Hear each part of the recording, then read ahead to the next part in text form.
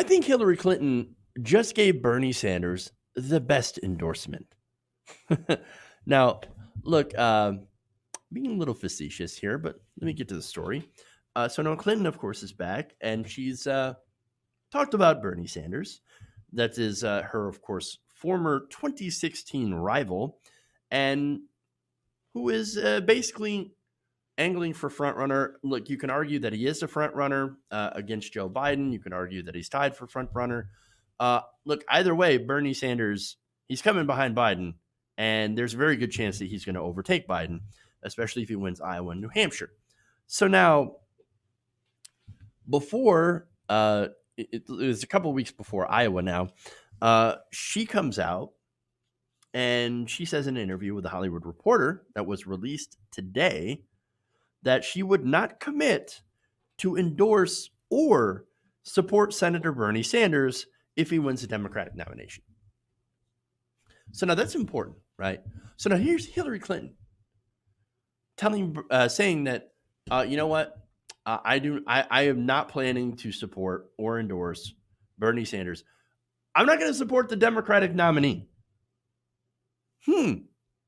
Fascinating. So now she also said in a Hulu documentary that, quote, nobody likes Bernie. Nobody wants to work with him. He's got nothing done. He's a career politician. It's all just baloney, and I feel so bad that people got sucked into it. Now, look, this is somebody who, by the way, literally ran a campaign about herself. Remember, her slogan was, I'm with her. Well, why am I with you? Aren't you supposed to be with us? Isn't the campaign, isn't the president supposed to have the interests of the American people in their mind? It's not supposed to be the opposite. We're not supposed to help you become president to fulfill a dream of yours, right? I'm not saying don't dream to become president, but the whole reason you want to become president should be that you can help the people. Now, that's Bernie Sanders' message when he says, not me, us, right? That's his literal slogan, okay? But all right, so according to Hillary Clinton, nobody likes Bernie Sanders, except, of course, that he's the most popular politician in the country, and there's a million polls to back that up. Now, Hillary Clinton, on the other hand, she's actually one of the least popular politicians in the country. Her favorability stands around about the mid-30s, about 36%, right? Donald Trump has a favorability rating of over 40%. That would mean that Hillary Clinton is less popular than Donald Trump. Donald Trump is currently, look, Donald Trump's been underwater, unless, of course, you count Rasmussen polls on their own, right? Which a lot of people do, wrongly. When it comes to aggregate of favorability ratings, Donald Trump's been underwater his entire term. Hillary Clinton somehow manages to be less popular than she is. That does not seem to help her case, right? But no, here's the thing. When she says nobody likes Bernie, she doesn't mean the people, because she's objectively wrong. No, what she means is the people who matter, right? And that would be, of course, people inside of Washington, which she would be correct. Nobody in Washington seems to like Bernie Sanders. Why? It's because he's an outsider. He ain't part of the club. He's not a member of the cocktail circuit. He's never been to a wine cave. In fact, he seems to be against all of those things. He's against what those very people who are in the wine caves are about, which is unchecked power and privilege over our political system. Hillary Clinton loved giving privilege to the donors, to the people who fund the party, to the bundlers, to the establishment, right? Bernie Sanders does not. So the fact that no one in the Washington old guard, in the establishment, in the elite, likes Bernie Sanders, well, do you think that's going to really play against him when he's trying to get the votes of the people? If she believes that, she's dumber than I thought, so out of touch, so like incredibly clueless. As for getting things done, well, he actually gotten things done, both in and out of Congress. For example, he helped Amazon raise their minimum wage, help striking workers get better pay and wages. He's walked the picket lines. He's shifted the conversation nationally on healthcare, living wage, free college, helped progressive firebrands like Alexandria Ocasio-Cortez get elected. And in Congress, he was described by the Almanac of American Politics as, quote, a practical and successful legislator. Unless, of course, you think the Almanac of American Politics is somehow fake news, right? Now, in the House, he was also dubbed the Amendment King for passing more roll call amendments than any other member of the House. He accomplishes this, according to Matt Taibbi, on the one hand by being relentlessly active, and on the other hand by using his status as an independent to form left-right coalitions. This is something that he was uniquely able to do. And according to Humberto Sanchez, writing from Congressional Quarterly, as the Veterans Committee chairman, Sanders was able to, quote, bridge Washington's toxic partisan divide and cut one of the most significant deals in years. That's, of course, deals to help veterans with the late Senator John McCain. And so he has gotten things done. But, of course, when you look at the sheer number of things that, of bills that he has passed or co-sponsored that have actually become legislation, it is pretty low, right? And so, of course, Hillary Clinton supporters were like, look, see, it's never gotten anything done. But wait a minute. Passing a bunch of crappy legislation in order to pad your numbers is not the sign of an effective legislator. We can see it for what it is. It's just padding your numbers. Look, I got all these things done. Well, what'd you get done? Deregulation, tax incentives for businesses. Yeah, but what have you done for the people? Well, it doesn't seem you've done anything for the people. So again, pushing for and passing good legislation and getting good amendments passed in a bipartisan way, that actually is the mark of a good legislator. And that's exactly what Bernie Sanders is. Remember, the Senate, just Congress in general, is an incredibly deliberative body. It is not meant, it's not like a parliamentary system. And I think that's what a lot of Americans misunderstand.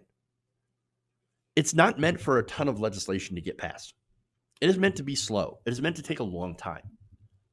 And so if you're criticizing someone for not getting a lot of things passed, especially through a body that happens to be more hostile to outsiders than insiders who do want to pad their numbers with BS, no pun intended, or legislation that seems to help the business community more than anything in a corrupt system. Well, I mean, that's a bad example. A bad example. There's also, as people in the chat point out, the Yemen bill with Mike Lee. Yes, it's a very good example.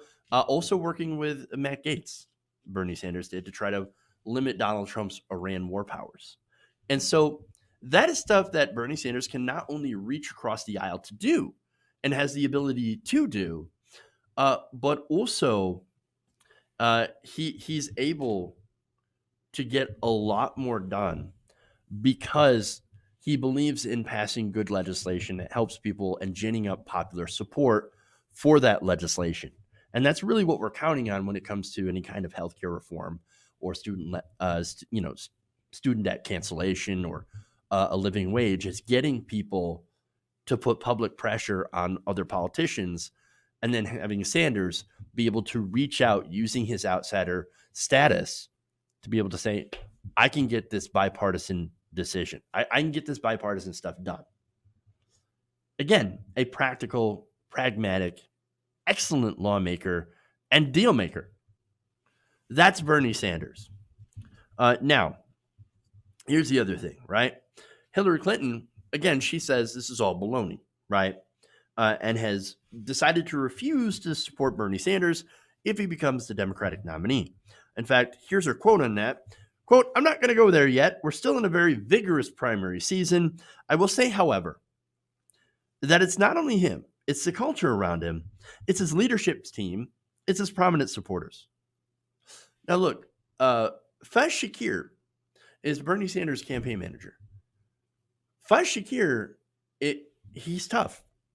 And I say that in a good way because he does tough commentary. He asks tough questions, right?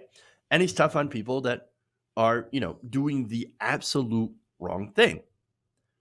He also got punched by Neera Tanden. So you want to talk about, right, the culture around certain politicians. Look at the toxic culture that surrounded Hillary Clinton. You had, before his transformation, you had Peter and Leela Dow that were putting out some of the most vicious, toxic smears against Bernie Sanders. Now, of course, thankfully, Peter Dow is actually the good guy this time around. And he's like, wait a minute, you know what? It turns out the things that I was saying were not true before, and I didn't see it before. Well, now I'm firmly on the side of Bernie Sanders and in this progressive movement. Great, welcome to the club, Chairman Dow. But you also had people like David Brock, who were on Hillary Clinton's team. Before being on Hillary Clinton's team, David Brock was a right-wing hatchet man. And now, he's a supporter of Hillary Clinton. And so, look, that's the kind of toxic people they surround themselves, Neera Tanden and David Brock and the rest. And so, whereas you have people that surround Bernie Sanders that are actually interested in change, and they're a very diverse coalition. And so there's that. But she says, quote, and she continues, it's his online Bernie bros and the relentless attacks on lots of his competitors, particularly the women. And I really hope people are paying attention to that, because it should be worrisome that he has permitted this culture. Not only permitted, he seems to be very much supporting it. There is absolutely no evidence of Bernie Sanders going and supporting attacks against women or anyone else. In fact, just now, Bernie Sanders apologized, and I don't agree with this, by the way. I think it was a wrong move, but he apologized to Joe Biden for one of his surrogates going out and saying that Joe Biden is corrupt. Well, Joe Biden is corrupt. This is why I disagree with that. Joe Biden is known as the senator from NBNA because he was such a friend to credit card companies. He's such a friend to credit card companies, by the way, and lenders, that he decided to do a bankruptcy bill that weakened protections for people who went bankrupt, including not being able to discharge student loans in bankruptcy. The senator from NBNA, not corrupt, ridiculous. Of course he's corrupt. And I always get mad at Bernie Sanders for not being tough enough on these people. And so that's unfortunate that he apologized. So you can't seem to, what Hillary Clinton is saying is not at all correct. It's not at all correct. And so to suggest that he's supporting online attacks is ridiculous. Now, I'm not saying, of course, that there are no people who are sexist or make vicious attacks on behalf of Bernie Sanders exist. No, there are people like that. But guess what? There are people like that in every campaign. Except in every other campaign, they don't seem to get called out. For example, there's a Never Bernie crowd on Twitter that they say the most hateful things, the donut Twitter. I've seen tweets accusing him of being a fake Jew. That's anti-Semitic. These are people with big audiences as well. And then, you have people that call for him to have a stroke on stage. They call Bernie Sanders supporters awful misogynistic names. You've got the K-Hive, right, on Twitter that were saying disastrous things, or at least former members of the K-Hive, supporters of other candidates. So don't tell me it's the Bernie bros, right, that drive toxicity online. That's not at all true. And it's funny because so there are these, incredibly vicious attacks against Bernie Sanders and his supporters. These people can do that all they want, but as soon as you fight back, especially if you're a Bernie Sanders supporter of color, who's, a female, which there are more of actually than white men, well, your identity gets erased. You're called a Bernie bro. This is ridiculous, right? And that's Hillary Clinton. I just wish this Hillary Clinton was more of the same Hillary Clinton back in 2016 when she said this. I want to thank Bernie Sanders.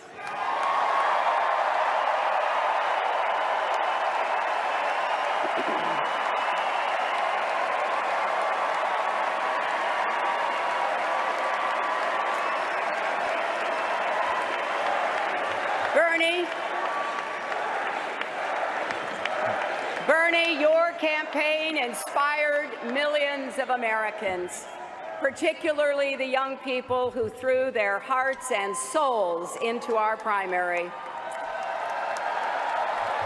You've put economic and social justice issues front and center where they belong. And to all of your supporters here and around the country, I want you to know, I've heard you. Your cause is our cause.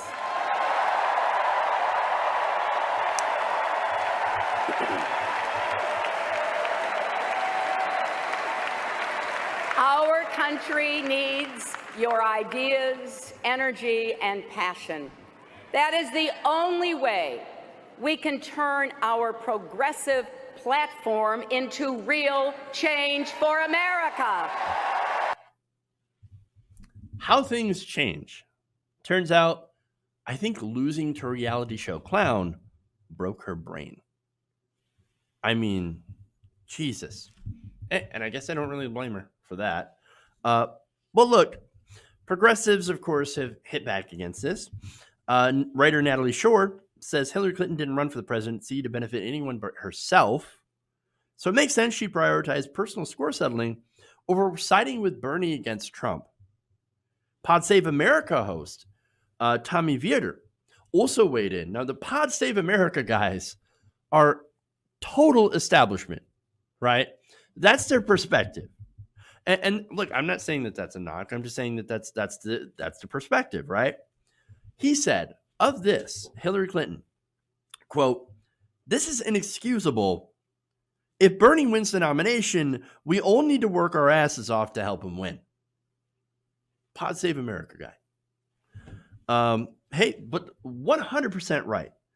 And look, that's what Bernie Sanders supporters did in large part back in 2016. They helped Hillary Clinton. They tried to help Hillary Clinton win the election.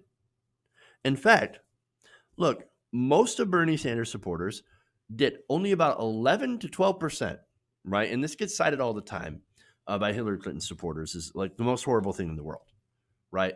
That voted for Donald Trump. So now that's interesting because 25% of Hillary Clinton supporters in 2008 voted for John McCain, the Republican, over Barack Obama. That's a quarter of her followers.